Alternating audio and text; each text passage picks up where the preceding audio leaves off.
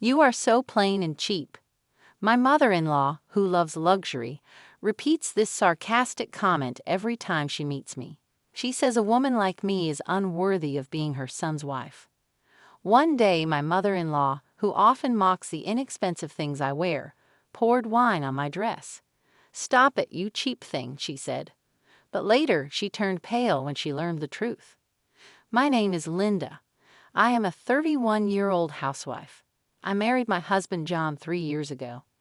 We don't have children yet and are enjoying a carefree life. Our married life is peaceful and smooth, and we are even talking about having a baby soon. Despite my happiness, my relationship with my mother-in-law, Nancy, is not good. She has been critical of me since we got married, and even after 3 years, we still haven't built a good relationship. I try to get along with her, but she doesn't seem interested. When my son wanted to get married, I wondered what kind of young lady he would bring. "She's very plain," she said when we first met. From the beginning, she made it clear that she didn't think I was suitable for her son. My parents are normal working people. My father is an office worker and my mother is a nurse.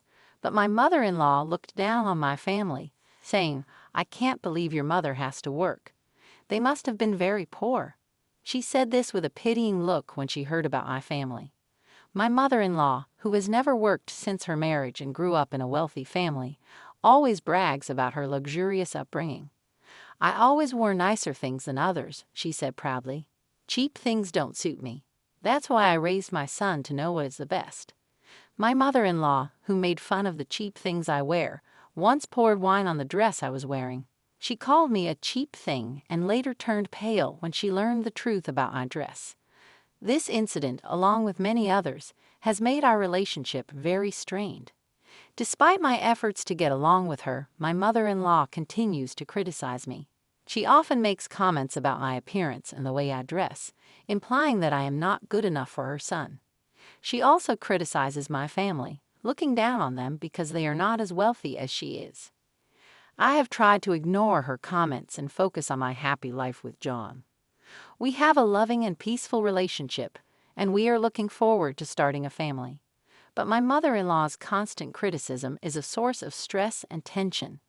I hope that one day my mother-in-law will see that I am a good wife for her son and accept me for who I am. Until then, I will continue to try to build a better relationship with her, despite the challenges.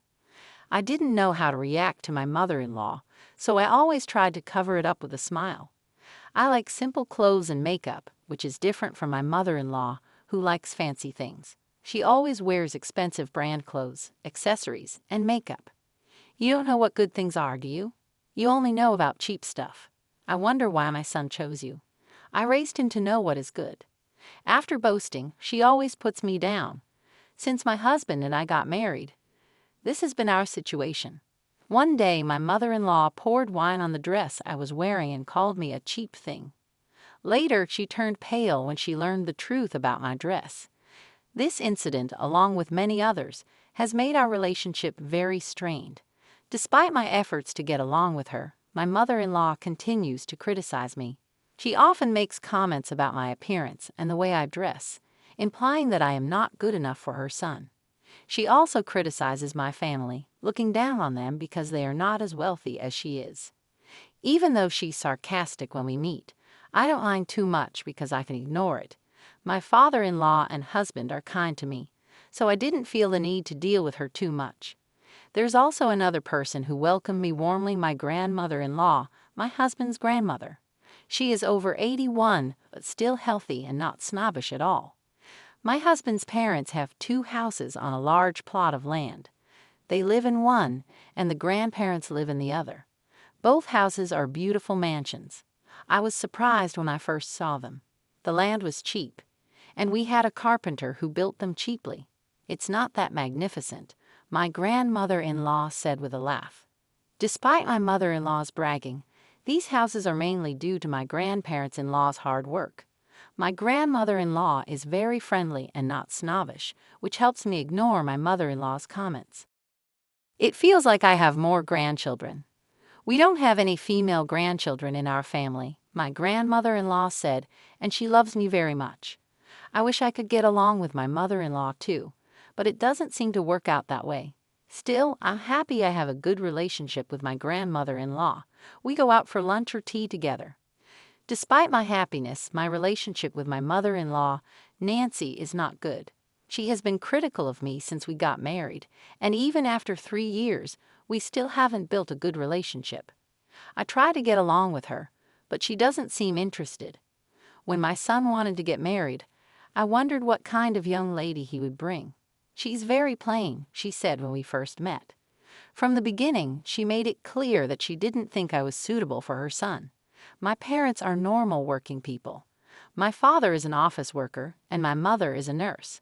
But my mother-in-law looked down on my family, saying, "I can't believe your mother has to work. They must have been very poor." She said this with a pitying look when she heard about my family. One day, my mother-in-law called me. "It's my birthday next month. I've decided to have it at our house this year. Come and celebrate with my son." She invited me to her birthday party. I said I would definitely go. Let me tell you something. We're having a big party this year to celebrate my 61st birthday. All of our relatives and friends will be there. I'd appreciate it if you dress appropriately. My son will be fine, but you're not going to be dressed like you always are you? If you dress appropriately, my son will be fine, but I'll be embarrassed if you don't, my mother-in-law said before hanging up.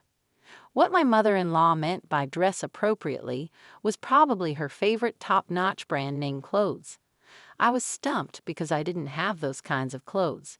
But when I talked to my husband about it, he told me not to worry, and we decided to dress a little more formally. The day of my mother-in-law's birthday came. The party was starting in the late afternoon, so my husband and I went to a department store in the morning to pick up a birthday gift for her. Since she loves luxurious things, we thought she'd be happy with something fancy. Also, she wouldn't complain if I told her my husband picked it out, so it was easier for us. After we finished picking out the gift, we had lunch together and went home to get ready. Then I received a call from my grandmother-in-law. "Come to my house now," she said. I explained that I was out and going home to change but would show up before the party. "Just come to my house dressed as you are," she insisted. Wondering if it was something urgent, I went to see her.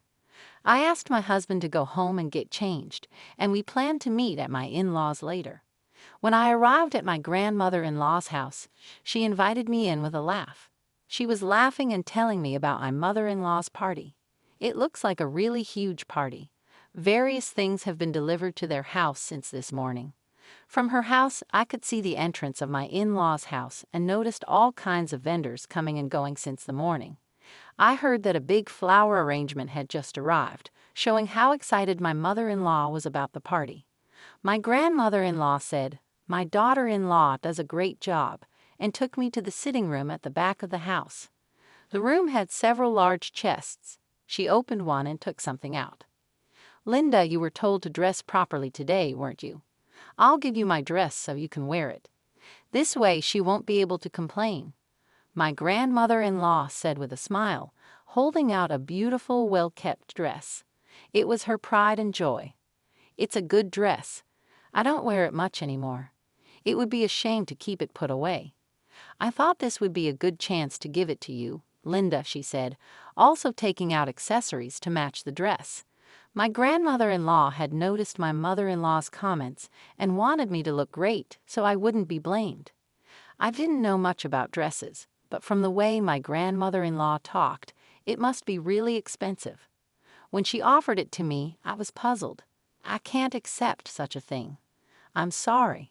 "It's okay," she responded with a kind smile, pushing the dress towards me. "I know you will take good care of it. That's why I want to give it to you." Then she began to help me put on the dress. With her skilled hands, she had me dressed in no time. I hadn't worn a dress since my 23rd birthday. My grandmother-in-law laughed and said, "I see. I haven't worn a dress in a long time either. This is a good opportunity since it's a fancy party." While we talked about the party, I didn't realize she had finished dressing me. Then someone came to visit my grandmother-in-law. "I will have this person do your hair and makeup," she said. She had even called a hairdresser for today. My grandmother-in-law has been taking care of me for so long. She is my lovely granddaughter, she said. I have to make her look beautiful, my grandmother-in-law said. Thanks to her, I was glamorously dressed. She assured me that my mother-in-law would have no complaints. Just as I finished getting ready, my husband called to say he had arrived at my parents' house. I thanked my grandmother-in-law and decided to go see him. I'll be there as soon as I change my clothes, I said as my grandmother-in-law sent me off. When my husband saw me in the beautiful dress, he was surprised. We entered my in-laws' house together. The hall was already crowded with my mother-in-law's relatives, and the party had started. My mother-in-law, wearing a bright red dress, was sitting at the head of the table, smiling happily. "Happy birthday, mother-in-law," I said as I approached her and handed her the gift I had prepared. She looked me over from top to bottom, then took me out of the hall and into the kitchen. What a cheap dress. I told you to come properly dressed," she complained more rudely than usual, probably because she was drunk. The next moment, she splashed the wine she was holding onto my dress. The stain spread rapidly. "You know it's because you forced yourself to wear a dress. Why don't you wear something with a pattern instead of such a plain one? You really have no taste. That's why I hate people from poor families," she continued, not caring about my distress. She told me to go home because she wouldn't allow me to attend the party in a cheap dress. "This is your mother's," I managed to mutter, shocked and sad. My grandmother-in-law had prepared everything with love, and now it was all ruined. "Whose mother? What are you talking about? Anyway, I don't want you here today. Just leave my son and go home," my mother-in-law demanded, trying to make me leave. At that moment, I heard my grandmother-in-law's voice behind me. "What's so cheap? Do you mean my dress?" I turned around, and there she was. She came to me as tears welled up in my eyes. "Oh my God, it's terrible," she said, looking at the stain on my dress. I was so sorry that all I could do was apologize to my grandmother-in-law. I lowered my head and softly said, "I'm sorry." My grandmother-in-law gently replied, "It's all right," and began dabbing at the wine stain with a handkerchief. My mother-in-law, watching this, sobered up and looked very pale. "If you do this, the stain won't spread. I'll use a stain remover to clean it," my grandmother-in-law said kindly. She then turned to my mother-in-law and asked, "Which dress do you mean by cheap?" This is one I had made a long time ago. It must have cost several $1,000s. The fabric and tailoring are first class, just like you love. My mother-in-law's eyes widened when she heard the price. I was also surprised to learn it was so expensive, even though I knew it was a good dress. My grandmother-in-law explained the value of the dress in a sarcastic tone, making it clear that my mother-in-law had ruined something very costly. "I'm sorry. I didn't think it was that expensive," my mother-in-law said, looking more upset than I was, struggling to find the right words. My grandmother-in-law continued, "How can someone who doesn't know the value of things make fun of others? You just show off with fancy things and brand names. You don't know what's really good. You're embarrassing." My mother-in-law, now completely sober, couldn't argue back and just looked down. "People who know quality understand. You, with your cheap dresses, don't get it. You're just new money with no taste." My grandmother-in-law's sarcasm mirrored the way my mother-in-law often spoke to me. My mother-in-law's face turned bright red with embarrassment, and she bit her lip in silence. Then my grandmother-in-law began lecturing her about her attitude toward me. "How can you snub a daughter-in-law who has come from another family?" she asked sternly. "Linda is part of our family now, and she deserves respect." I felt sorry for my mother-in-law, who looked like she was about to cry, and listened quietly as my grandmother-in-law continued. "You should be grateful to have such a kind and loving daughter-in-law. Instead, you make her feel unwelcome and unworthy. This behavior is unacceptable." My mother-in-law remained silent, her face showing a mix of shame and regret. I could see tears welling up in her eyes. My grandmother-in-law, seeing this, softened her tone a bit. "It's not too late to change. Start treating Linda with the respect she deserves. She's your son's wife and an important part of this family." With that, my grandmother-in-law turned to me and smiled. Now let's get you cleaned up and enjoy the rest of the party."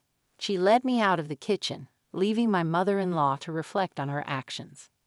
As we rejoined the party, I felt a mix of relief and gratitude. My grandmother-in-law had stood up for me in a way I never expected. It was a turning point in my relationship with my mother-in-law, and I hoped it would lead to better understanding and respect in the future. I'll leave it at that. Linda and I won't be attending anymore. "Have a good time," my grandmother-in-law said after finishing her lecture to my mother-in-law. She let her go, and my mother-in-law, in her bright red dress that she had prepared with such enthusiasm, looked out of place and embarrassed. "Wait here. I have a change of clothes for you at home," my grandmother-in-law said to me. She went to get my clothes, and I changed back into them at her house. My husband also joined us. He seemed very angry when he heard the story from my grandmother-in-law. The four of us, my grandparents-in-law, my husband, and I, left my in-laws' house and went out to dinner together. We had a good time without worrying about my mother-in-law. The evening was pleasant, filled with laughter and good conversation, which helped me forget the earlier unpleasantness. After that night, my husband and grandmother-in-law, both still upset, lectured my mother-in-law again. They told her not to approach me and restricted her from spending money freely. My grandmother-in-law had insisted that my mother-in-law needed to learn modesty. My mother-in-law's face was so pale during these lectures that I felt a bit sorry for her, but I knew she needed to change her behavior. My grandmother-in-law further declared that she would give me all her dresses, jewelry, and other valuable things. "It doesn't make sense to let someone who doesn't know the value have them," she said, directing her words at my mother-in-law. Her sarcasm mirrored the way my mother-in-law often spoke to me. I had tried not to say much about it before, but it seems my grandmother-in-law had always disliked my mother-in-law's taste for luxury. Later, with a mischievous smile, my grandmother-in-law confessed to me, "I never liked how she flaunted her wealth. It was about time someone taught her a lesson." The dress that had been stained with wine was returned to me, perfectly cleaned. I was really happy and relieved. I still don't understand the quality of high-end things very well, but I have learned a lot from my grandmother-in-law, who accepted me warmly. In the weeks that followed, I noticed a slight change in my mother-in-law's behavior. She seemed more reserved and less critical. It wasn't a complete transformation, but it was a start. My husband and I continued to enjoy our time together, looking forward to the future. One afternoon, my grandmother-in-law invited me over for tea. As we sat in her cozy living room, she shared stories of her own experiences as a young woman. She talked about the challenges she faced and how she learned to value what truly matters in life. Her wisdom and kindness made me feel even more grateful for her support. "I know it's not easy dealing with Nancy," she said, referring to my mother-in-law. "But remember, you have a family here that loves you. We'll always stand by you." Her words were a comfort to me. I realized that no matter what, I wasn't alone. I had the love and support of my husband, my grandparents-in-law, and even the hope that one day my relationship with my mother-in-law might improve. As I left her house that day, I felt a renewed sense of strength and optimism. Life wasn't perfect, but with the support of those who cared about me, I knew I could handle whatever came my way.